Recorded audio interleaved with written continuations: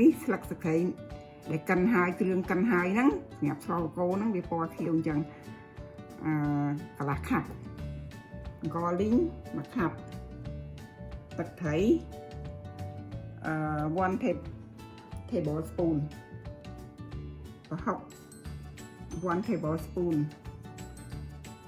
អំបិលកន្លះ teaspoon ស៊ុបខ្នុរកន្លះ teaspoon ស្ករសកន្លះ teaspoon ព្រោះស្លកកូរអត់ត្រូវការប្រៃពេកទេអញ្ចឹងយើងដាក់ច្រើនពេកហើយកកូរមានល្ហុង2ផោនសណ្ដែក1ផោនសណ្ដែកអាចប្រើសណ្ដែកគួរក៏បានសណ្ដែកប្រាំងក៏បានហើយនឹងទីនេះទីដាំឯង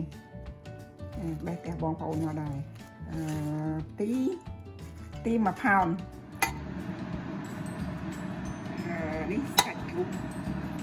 ចាំយីជ្រូកមិនសាច់ទេថ្ងៃនេះស្លចាំយីជ្រូកតែស្លកកូរយើងអាចស្លត្រីឆ្រាំងត្រីដែង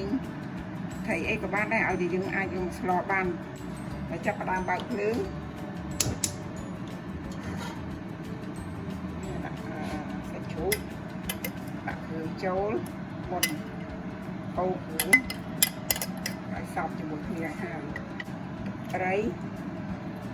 អំបិលស្ករម្សៅស៊ុបប្រហុកចំណាយដល់នេះដាក់ចូល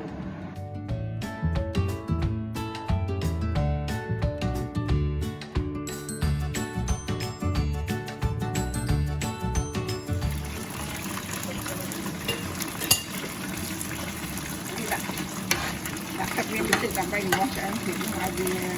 ខុយទឹកខុសៗចឹងណាងាស់ឆ្អឹងពីឲ្យវាខុយចាំដាក់កន្លះហើយកលីងវិញក៏ពណ៌ឡើងប្រោនចឹងណាបានឈ្ងុយដាក់ផ្ទះទឹកដៃហើយចាំងកចូល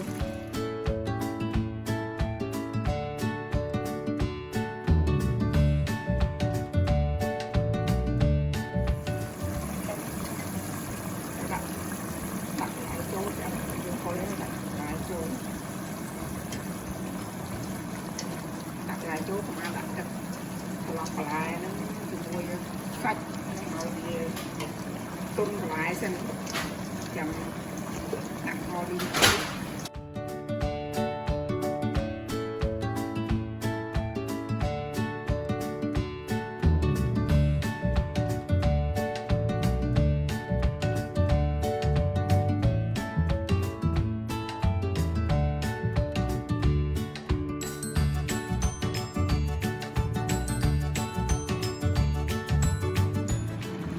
កលីងបន្លែវាទុនណាស់សាច់ក៏ឲ្យដែរដាក់កលីងហ្នឹងខាប់ដាក់ទៅអស់បានឆ្ងាញ់កលីងឲ្យកូរវាសក់ចាំជួបសំណវាខុយកូរវាសក់សិនតែចាំចាក់ទឹកខ្ញុំធ្វើទឹកស៊ុប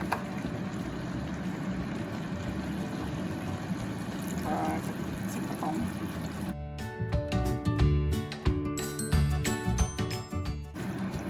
ចិនក្រពីខាប់ទឹកលើពីខាប់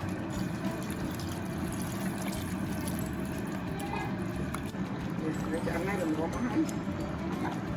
ទីចូលនៅក្នុងយើងមានស្លឹករំស្លឹកម្រះ